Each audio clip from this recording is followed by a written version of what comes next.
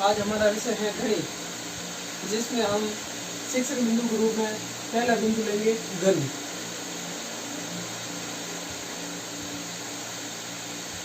घन शुरू करने से पहले मैं आपको घन के बारे में कुछ क्वेश्चन करूंगा, जिसके जवाब बताना है आपको। बताइए घन में कितनी विमाएं होती है? 3, सही है। घन की प्रत्येक विमा कैसी होती है? 3 विमा समान होती है। घन के बारे में आप और क्या जानते हैं? ठीक है, मैं बताता हूँ घन के बारे में।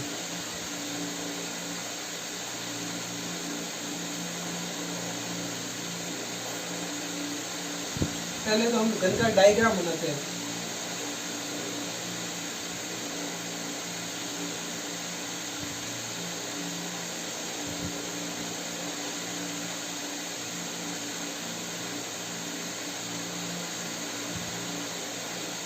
घन एक ऐसी आकृति है जो 6 फलकों से बंद होती है। घन में प्रत्येक फलक समान होता है। प्रत्येक फलक एक वर्गाकार आकृति का होता है। तो हम एक घन की परिभाषा लिखते हैं सर्वप्रथम। घन एक ऐसी 3D आकृति है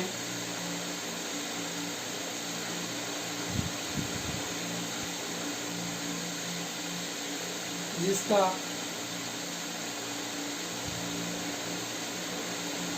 प्रत्येक फलक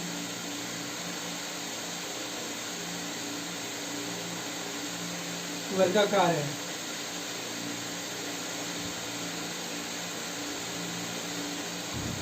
मैं आपको एक घन का उदाहरण देता हूँ। जैसे मेरे पास ये बॉक्स है, इसमें इसके 6 फलक आमने सामने के फलक, ये आमने सामने के फलक और ऊपर और नीचे का फलक, ये 6 फलक, ये तीनों वर्गाकार आकृति के हैं। ये एक घनाकार आकृति है। ये घनाकार आकृति का उदाहरण है। कोई भी बॉक्स जो जिसकी 6 भुजाएं समान होती हैं। अब हम घन का संपूर्ण पृष्ठ क्षेत्रफल ज्ञात करते हैं।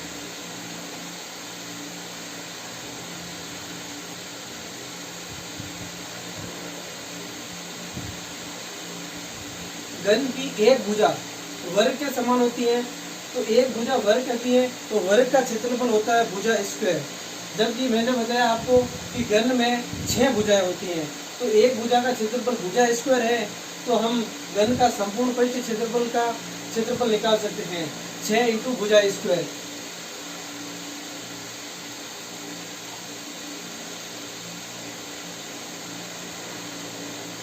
संपूर्ण पृष्ठ क्षेत्रफल की इकाई हमेशा वर्ग सेंटीमीटर में होती है या वर्ग मीटर में।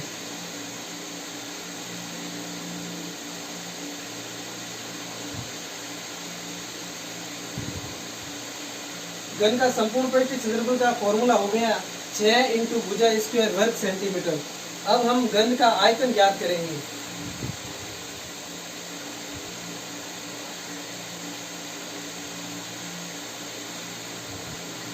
घन का आयतन, आयतन का मतलब होता है किसी घन में कितना आयतन, मतलब कितना क्षेत्रफल सामान आ सकता है उसके अंदर।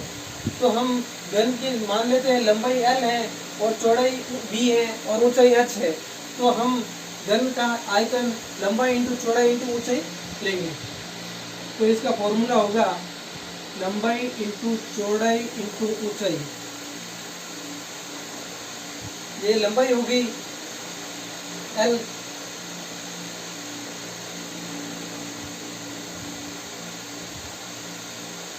चौड़ाई हो गई B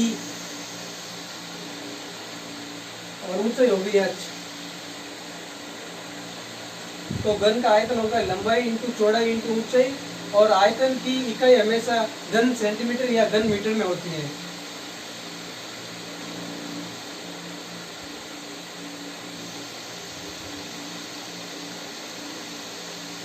अब हमने घन के बारे में समझ लिया है, तो मैं आपको घन से संबंधित कुछ प्रश्न करूंगा। तो आप बताइए घन में कितने फलक होते हैं? 6 फलक, सही है। घन का संपूर्ण पृष्ठ क्षेत्रफल की इकाई क्या होती है? घन की संपूर्ण पृष्ठ क्षेत्रफल की इकाई वर्ग सेंटीमीटर में होती है। Thank you.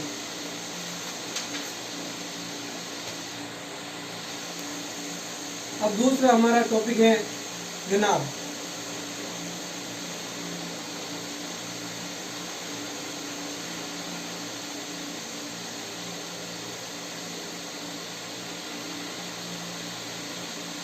घनाभ के बारे में मैं कुछ नॉर्मल पहले क्वेश्चन करूंगा, उसके बाद मैं आपको घनाभ के बारे में समझाऊंगा। बताइए घनाभ में कितने पृष्ठ होते हैं?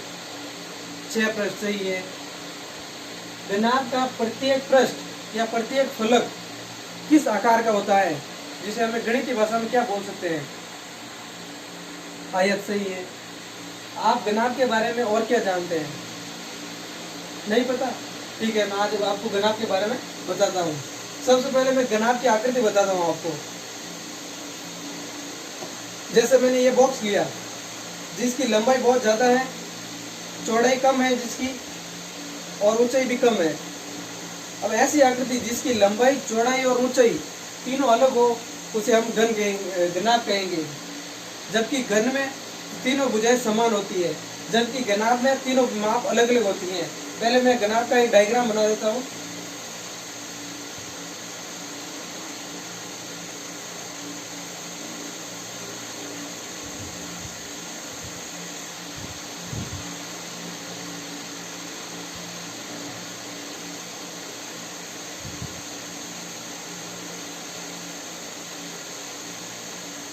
ये घनाभ का डायग्राम है। अब घनाभ की परिभाषा।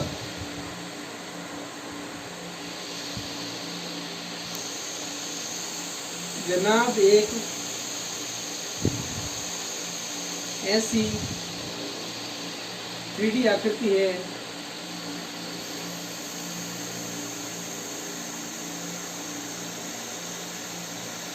जिसकी विमाएं अलग अलग होती है।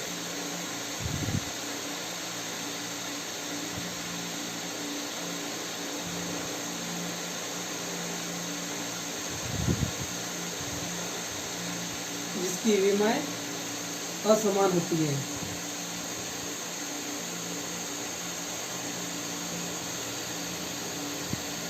अब घन का संपूर्ण पृष्ठ क्षेत्रफल।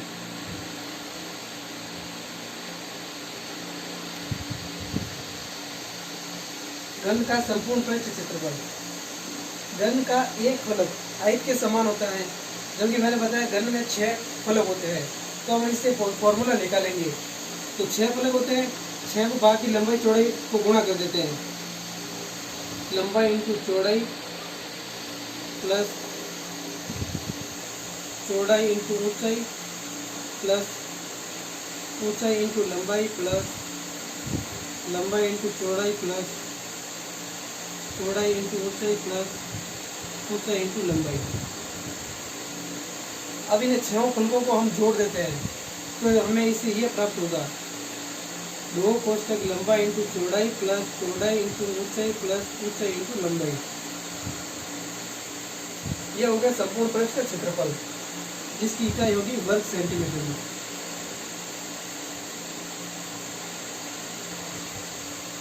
अब घनाभ का आयतन।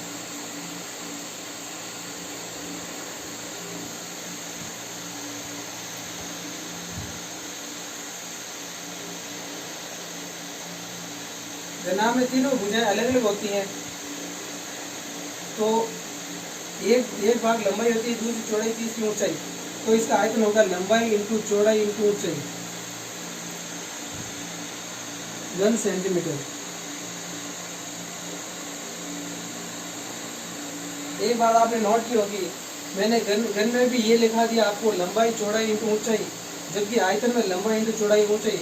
आप बोलोगे सर समान है, तो मैं आपको एक बात बताना चाहता हूँ। मैंने आपको बताया था कि घन में तीनों भुजाएं समान होती हैं, जबकि हमने यहाँ लंबाई चौड़ाई ऊंचाई तीनों नाम अलग दिए, बल्कि तीनों की माप हमेशा समान होगी। जैसे इसकी माप 3 सेंटीमीटर, तो लंबाई की 3 सेंटीमीटर होगी, चौड़ाई भी 3 होगी और ऊंचाई भी 3 होगी। तो हम इसे ये भी कह सकते हैं, जैसे मैंने इस तीनों भागों को अलग अलग ए मान लिया, ए साइज मान लेंगी, तो इसका फॉर्मूला होगा ए क्यूब या भुजा क्यूब।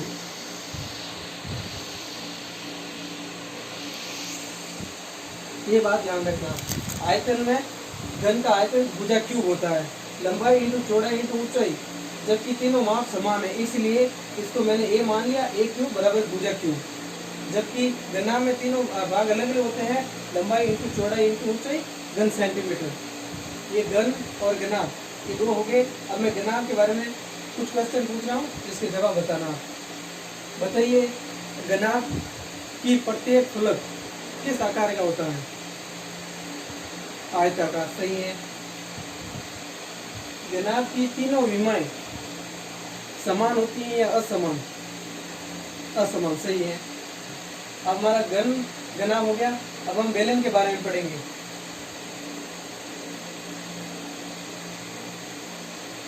बेलन, बेलन तो आप जानते होंगे। कोई भी पाइप का उदाहरण ले लो, वो एक बेलन के आकार का होता है। बेलन का मैं एक डायग्राम बना देता हूँ आपके सामने।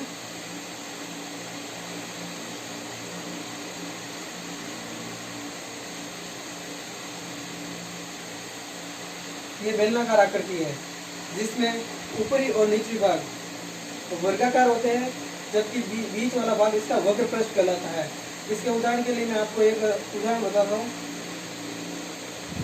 जैसे मेरे पास ये कोई भी चीज है, इसमें ऊपरी भाग और निचली भाग ये वर्ताकार है, जबकि पूरा इसका बाउंड्री भाग है जो वक्र के आकार का है, तो ये बेलनाकार आकृति है।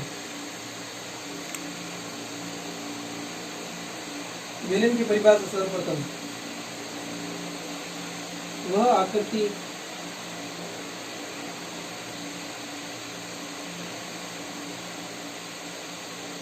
जिसके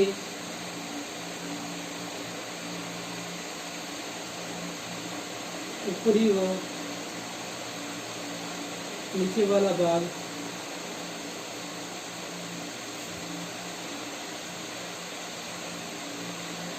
वर्ताकार हो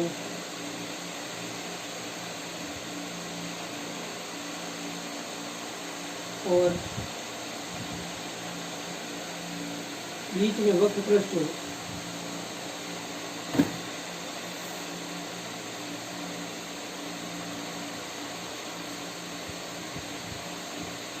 बेलन है।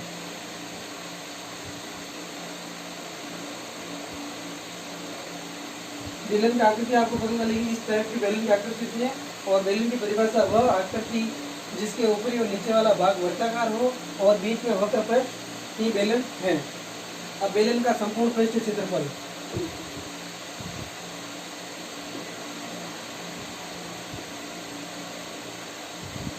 बेलन का संपूर्ण पृष्ठ क्षेत्रफल निकालने के लिए उसके दोनों भागों का क्षेत्रफल प्लस इसके वक्र पृष्ठ का क्षेत्रफल निकालना पड़ेगा हमें।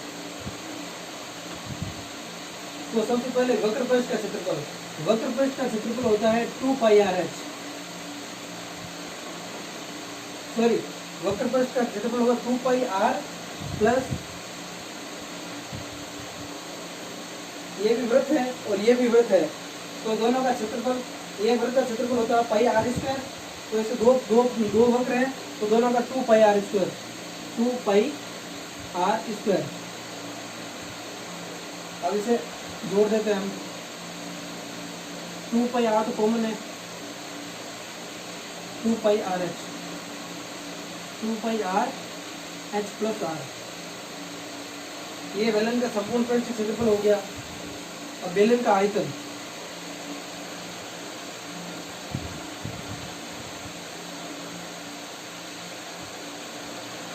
बेलन का आयतन, बेलन का वक्र पृष्ठ का आयतन निकालने के लिए इसका सूत्र होगा πr²h। जो वृत्त है इसका क्षेत्रफल πr² और इसकी ऊंचाई h, तो इसका आयतन होगा πr²h। ये हो गया बेलन का आयतन। अब मैं बेलन के बारे में दो क्वेश्चन पूछना चाहूंगा। बेलन का जो मध्य का भाग होता है उसे हम क्या कहते हैं? वक्र पृष्ठ। बेलन के ऊपरी और निचले भाग किस आकार के होते हैं? वृत्त के आकार के। ओके।